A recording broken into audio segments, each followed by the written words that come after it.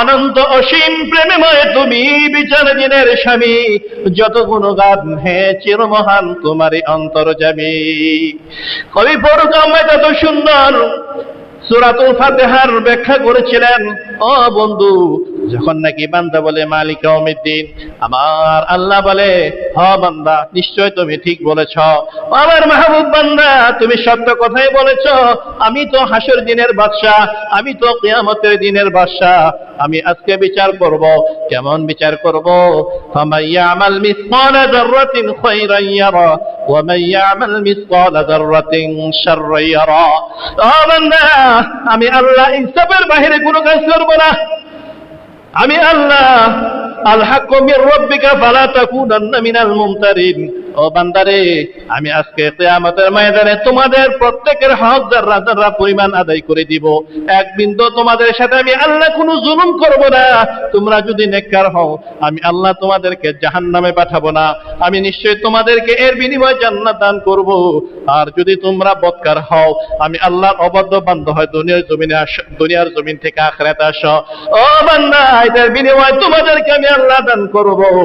এর বিনিময়ে তোমরা যা পাবে তাই আমি আল্লাহ প্রয়োজনে তোমাদেরকে আযাব দেব। সুতরাং আল্লাহ বলতেছেন ফামান ইয়ামাল মিসকালা যাররাতিন খায়রান ইয়ারা ওয়া মান ইয়ামাল মিসকালা যাররাতিন শাররান ইয়ারা। আমার আল্লাহ বলে, ও বান্দারে, আমি আল্লাহ কিয়ামতের ময়দানে ভালো এবং মন্দর হিসাব নিকাশ গুলো যারা যারা পরিমাণ নেব। তুমি যদি আমি আল্লাহর দরবারে ভালো কিছু নিয়ে আসতে পারো, নেক আমল যদি নিয়ে আসতে পারো, ও বান্দা, আমি এর বিনিময়ে তোমাকে জান্নাতের মতো নিয়ামত দান করব। সুবহানাল্লাহ। ও তাওহীদি মুসলিম জনতা, লক্ষ্য করুন, আল্লাহ যে মালিক ইয়াউমিদ্দিন, আল্লাহ তো বিচার দিনে ওই কিয়ামতের দিনের বিচারক বাদশা হবেন। আল্লাহ তাআলা ওই দিন ইনসাফের সাথে বিচার করবেন। আল্লাহ তাআলা ওই দিন রহমতের সাথে বিচার করবেন। আল্লাহ তাআলা ওই দিন তার তাজাল্লির আত্মপ্রকাশ ঘটাবেন। কিতাবের মধ্যে আসছে আল্লাহ পাক রব্বুল আলামিন ওই কিয়ামতের ময়দানে তার যে তাজাল্লির আত্মপ্রকাশ ঘটাবেন, তার নূরের তাজাল্লির আত্মপ্রকাশ ঘটাবেন। আত্মপ্রকাশ যখন ঘটাবেন, সাথে সাথে এক শ্রেণীর লোক আল্লাহর নূর দেখে সাথে সাথে সিজদায় পড়ে যাবে। সুবহানাল্লাহ।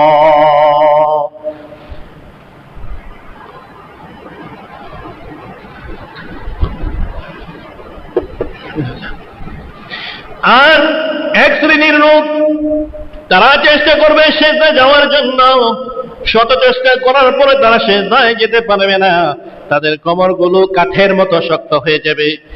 শত চেষ্টা করবে কিন্তু সিজদায় যেতে পারবে না, কারণ তারা দুনিয়ার জমিনে আল্লাহর নাফরমানি করেছে রে বান্দা। দুনিয়ার জমিনে আল্লাহর অবাধ্য হয়েছে, দুনিয়ার জমিনে জুলুম করেছে, দুনিয়ার জমিনে ভালো মানুষের সাথে খারাপ আচরণ করেছে, মুমিনের সাথে জুলুম করেছে, ওলামায়ে কেরামদেরকে কষ্ট দিয়েছে, আলেম সমাজের সাথে বিদ্বেষ পোষণ করেছে, মুমিনদের সাথে বিদ্বেষ পোষণ করেছে, নামাজের জন্য আহ্বান করলে এর বিরোধিতা করেছে, নামাজের জন্য ডাকলে, সৎ পথে ডাকলে তাদেরকে অন্য দৃষ্টিতে দেখতো। ও বান্দা, কিয়ামতের ময়দানে আমি আল্লাহ তোমাদেরকে সিজদা করার জন্য আদেশ করলাম। আমার নূরের তাজাল্লি দেখার সাথে সাথে আমার মুমিন বান্দা যাদেরকে তোমরা হঠকারিতা করতে, তাচ্ছিল্যের দৃষ্টিতে দেখতে, আজকে দেখো আমার এই বান্দাগুলো আমি আল্লাহর মাহবুব বান্দায় পরিণত হয়ে গিয়েছে, আমার প্রিয় বান্দায় পরিণত হয়ে গিয়েছে। আল্লাযীনা আমানু আশাদ্দু হুব্বান লিল্লাহ, তারা আমার প্রিয় বান্দায় পরিণত হয়ে গিয়েছে, আমার পাগল বান্দায় পরিণত হয়ে গিয়েছে। দেখো আমি আল্লাহর নূরের তাজাল্লি দেখার সাথে সাথে তারা এক মুহূর্ত দেরি করে না, সাথে সাথে সিজদায় পড়ে গেছে। আর তোমরা দুনিয়ার মধ্যে তাচ্ছিল্য করতে, আজকে তোমরা সিজদা দিতে পারলে না আমি আল্লাহর নূর দেখে। সুতরাং তোমরা তো আমি আল্লাহর অবাধ্য বান্দায় রূপান্তরিত হলে আমার আল্লাহ যারা নাকি সিজদায় পড়ে যাবে তাদেরকে আল্লাহ মহব্বত করে ডেকে ডেকে বলবে, ও আমার মাহবুব বান্দারা, আমার প্রিয় বান্দাগুলো, আর কত কষ্ট করবা? দুনিয়ার জমিনে বহুত কষ্ট করেছ, বহুত কথা শুনেছ, বহুত তাচ্ছিল্যের দৃষ্টিতে তোমাদের দিকে তাকিয়েছিল, তোমাদের উপর অনেক জুলুম করা হয়েছিল, তোমাদেরকে নির্যাতন করেছে, তোমাদেরকে অনেক কথা বলেছে। আর নয় নয়, আর কষ্ট নয়, ও আমার বান্দা, আয় আয় আমি মাওলার আরশের নিচে আয়। সুবহানাল্লাহ। আর যারা ওলামায়ে কেরামদেরকে এইভাবে মুমিন বান্দাগুলোকে যারা দ্বীনের দাওয়াত দিয়েছে, দ্বীনের মেহনত যারা করেছে, তাদেরকে যারা তাচ্ছিল্য দৃষ্টিতে দেখেছে, তাদেরকে বিভিন্ন ধরনের কথা বলেছে, আল্লাহ তাদেরকে বলবে, ও বান্দা, তোমাকে আমি দুনিয়ার জমিনে পাঠাইছিলাম শুধু দুনিয়ার ভোগ বিলাস করার জন্য নয়, দুনিয়ার বড়ত্ব হওয়ার জন্য নয়, টাকা পয়সা কামাই করার জন্য নয়, বড় বড় বিল্ডিং বাড়ি করার জন্য নয়। এগুলো তো তোমার জরুরত ছিল, কিন্তু তোমার কাজ ছিল আমি মাওলার হুকুম মতো চলা আর আমার দেওয়া নবীর সুন্নাত তরিকার উপর চলা, কিন্তু তোমরা এটার বিরোধিতা করেছো। ও বান্দা, আজকে তোমাদেরকে আমি আল্লাহ আল হাক্কু মির রাব্বিকা ফালা তাকুনুন্না মিনাল মুমতারিন, আজকে আমি আল্লাহ তোমার হক তোমাকে পুঙ্খানুপুঙ্খভাবে আমি আল্লাহ বুঝাই দিব, তোমাদের সাথে আমি আল্লাহ কোনো জুলুম করব না। এবার আল্লাহ তাআলা জাহান্নামের ফেরেশতাদেরকে বলবেন, ও জাহান্নামের ফেরেশতারা রে, কোথায় আছো তোমরা? সব দেরি করিও না। আমার এই নাফরমান বান্দাগুলোকে, যাদেরকে আমি আল্লাহ এত মহাব্বত করে সৃষ্টি করেছিলাম, এত আদর যত্ন করে সৃষ্টি করেছি, দুনিয়ার জমিনে পাঠাইছি আমি মাওলার ইবাদত করার জন্য। আল্লাহ পাক রব্বুল আলামিন জাহান্নামীদের জন্য কেমন জাহান্নাম সৃষ্টি করেছেন। আল্লাহর হুকুমে ফেরেশতারা একদিন নয়, দুই দিন নয়, 1000 বছর পর্যন্ত জাহান্নামের আগুনকে প্রজ্বলিত করেছে। 1000 বছর যাওয়ার পর জাহান্নামের আগুনের বর্ণ সাদা হয়ে গিয়েছে। আমার আল্লাহ বলে, ও জাহান্নামের ফেরেশতারা রে, আমার এই বান্দাদের জন্য এই আগুনে যথেষ্ট হবে না। এত মহাব্বত করে আমি আল্লাহ একটি শুকরানা থেকে আমার এই বান্দাকে আমি এত সুন্দরভাবে মানুষ রূপ দান করলাম, এত সুন্দর করে মায়ের গর্ভে 10 মাস 10 অন্ধকার জগতে রাখলাম। কোনো ঠান্ডা লাগে নাই, কোনো গরম লাগে নাই, কোনো জ্বর আসে নাই, কোনো শীত করে নাই, আমি আল্লাহ এত সুন্দর করে রাখলাম অন্ধকার জগতে। এই আগুনে হবে না। ও জাহান্নামের ফেরেশতারা, এই আগুনকে আরো 1000 বছর পর্যন্ত প্রজ্বলিত করতে থাকো। আল্লাহর হুকুমে জাহান্নামের ফেরেশতারা আগুনকে, জাহান্নামের আগুনকে আরো 1000 বছর পর্যন্ত জ্বালাইতে থাকবে। জ্বালাইতে জ্বালাইতে জ্বালাইতে জ্বালাইতে আগুনের বর্ণ লাল হয়ে যাবে, রক্তিম হয়ে যাবে। এবার আমার আল্লাহ বলবে, ও জাহান্নামের ফেরেশতারা রে, আমার যে বান্দাগুলোর জন্য আমি আল্লাহ এত সুন্দর আবায়াত দিলাম, এত সুন্দর করে আমি তাকে দুনিয়ার জমিনে পাঠাইলাম, এত সুন্দর 2টা হাত দিলাম, 2টা পা দিলাম, 2 হাত এবং 2 পায়ের মধ্যে এত সুন্দর করে আমি আল্লাহ আঙ্গুল দিয়ে দিলাম, আমি আল্লাহ তার এত সুন্দর একটা চেহারা সৃষ্টি করলাম, একটা কপাল দিলাম, 2টা কান দিলাম শ্রবণ শক্তির জন্য, 2টা নাক দিলাম ঘ্রাণ শক্তির জন্য, এত সুন্দর দাঁত দিলাম আমি আল্লাহ। তো নিয়ামতগুলো বান্দা চিবায় চিবায় খাবে আর আমি আল্লাহর ইবাদত বন্দেগী করবে। এত সুন্দর জবান দিলাম যে জবান দ্বারা আমি মাওলার ইবাদত করবে, আমি মাওলার কালামুল্লাহ শরীফ তেলাওয়াত করবে, সৎ কাজের আদেশ করবে, অসৎ কাজের নিষেধ করবে, মানুষকে আল্লাহর দিকে ডাকবে, মানুষকে আল্লাহর দিকে আহ্বান করবে। কিন্তু আমার এই বান্দাগুলো আমি আল্লাহর দিকে সাড়া দেয় নাই, আমি আল্লাহর হুকুম ঠিকমতো পালন করে নাই। ও জাহান্নামের ফেরেশতারা, এই আগুনে হবে না। ও জাহান্নামের ফেরেশতারা রে, আমার এই নাফরমান বান্দাগুলোর জন্য জাহান্নামের আগুনকে আরো প্রজ্বলিত করতে থাকো। আল্লাহর হুকুমে জাহান্নামের ফেরেশতারা ওই জাহান্নামের আগুনকে আবার প্রজ্বলিত করতে থাকবে, প্রজ্বলিত করতে করতে করতে করতে আরো 1000 বছর অতিক্রম হয়ে যাবে। এবার জাহান্নামের আগুনের বর্ণ একেবারে কালো রং ধারণ করবে। ও বান্দারে, কিসের অহংকার, কিসের বাহাদুরি, কিসের তাকাব্বুরি? কারণ সকল তো মরণ পরের যাত্রী।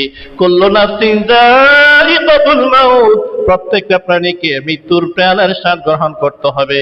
ইন্না লিল্লাহ, আমরা আল্লাহর তরফ থেকে এসেছি, ওয়া ইন্না ইলাইহি রাজিউন, আবার ওই আল্লাহর কাছে আমাদেরকে যেতে হবে। কি নিয়ে অহংকার করি? এই দেহ আল্লাহ দিছে, এই জান আল্লাহ দিছে, এই অস্তিত্ব আল্লাহ দিছে, আবার আল্লাহ তাআলা অস্তিত্বকে আবার মাটির সাথে মিশিয়ে ফেলবে। আবার হাসরের ময়দানে আল্লাহ তাআলা আবার এই অস্তিত্বকে জোড়া লাগাইয়া আগের মতো করিয়া আবার হাসরের ময়দানে আল্লাহ ডেকে উঠাবে। ও বান্দারে, কিসের অহংকার, কিসের তাকাব্বুরি?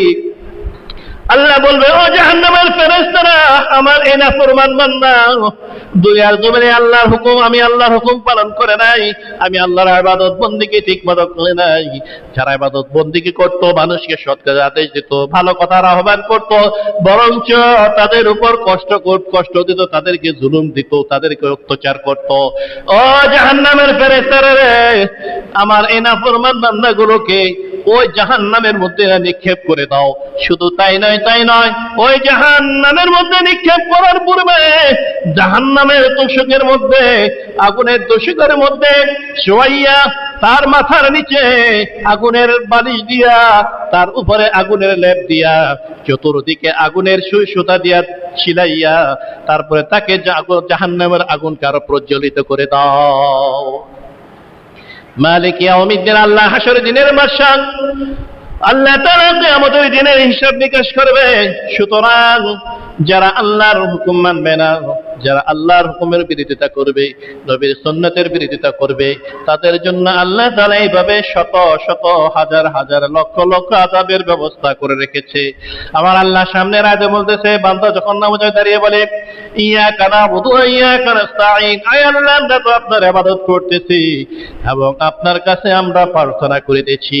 কারণ কার ইবাদত করি আমরা? আল্লাহ। আল্লাহর ইবাদত করতেছি এবং আল্লাহর কাছে প্রার্থনা করিতেছি। সুতরাং আল্লাহ তাআলা তো বান্দার এই প্রার্থনাকে কবুল করে নেবে। ইয়াকা না'বুদু ওয়া ইয়াকা নাস্তাঈন, আয় আল্লাহ আমরা আপনার ইবাদত করে এবং আপনার কাছে প্রার্থনা করি। আয় আল্লাহ ইহদিনাস সিরাতাল মুস্তাকিম, কি প্রার্থনা করিতেছি গো আল্লাহ, আয় আল্লাহ আপনি আমাকে সরল সঠিক পথের সন্ধান দিয়ে দেন, এমন পথে চালান যে পথে আপনার এমন বান্দারা চলে গিয়েছে, সিরাতাল লাযীনা আন'আমতা আলাইহিম, এমন পথের প্রতীক বানান যে পথে নিয়ামত সমূহ আছে, আপনার নিয়ামত ভরপুর, যে পথে আপনার নিয়ামতের দ্বারা আপনার বান্দাগুলোকে আপনি পুরস্কৃত করেছেন, এমন সঠিক পথের প্রতীক বানান আমাকে। সিরাতাল লাযীনা আন'আমতা আলাইহিম গায়রিল মাগদুবি আলাইহিম ওয়ালাদ-দাল্লিন, এমন পথের প্রতীক বানান না যারা পথভ্রষ্ট, যারা ইহুদি নাসারা, যারা মুসলিম, যারা মুরতাদ, যারা আপনাকে মানে না। আয় আল্লাহ যারা পথভ্রষ্ট হয়ে গিয়েছে, গোমরা হয়ে গিয়েছে, আল্লাহ এমন পথের প্রতীক আমাকে বানাইয়েন না। এভাবে আল্লাহ তাআলার কাছে প্রার্থনা করতে হবে। একজন মুমিন নামাজি বান্দা আল্লাহ তাআলার কাছে প্রতিদিন এইভাবে 5 ওয়াক্ত নামাজে আল্লাহর কাছে প্রার্থনা করে। সুবহানাল্লাহ। আল্লাহ তাআলা এই কারণে বলতেছে, ও বান্দা তুমি আমি আল্লাহর কাছে চাও। যখন বান্দার কোনো সমস্যা হবে, বান্দাকে নামাজের দিকে আহ্বান করতেছে। আল্লাহ রাসূলের কাছে সাহাবায়ে কেরাম যাইতে বলতে, ইয়া রাসূলুল্লাহ আজকে 3 দিন যাবত 4 দিন যাবত খেতে পারি না, ঘরে কোনো খাবার নেই, কি করব? আল্লাহ রাসূল বলতেন, ও সাহাবা যাও উত্তম ভাবে ওযু করে নামাজ আদায় করো, নামাজ আদায় করে আল্লাহর কাছ থেকে তোমার অভাব দূর করে দাও।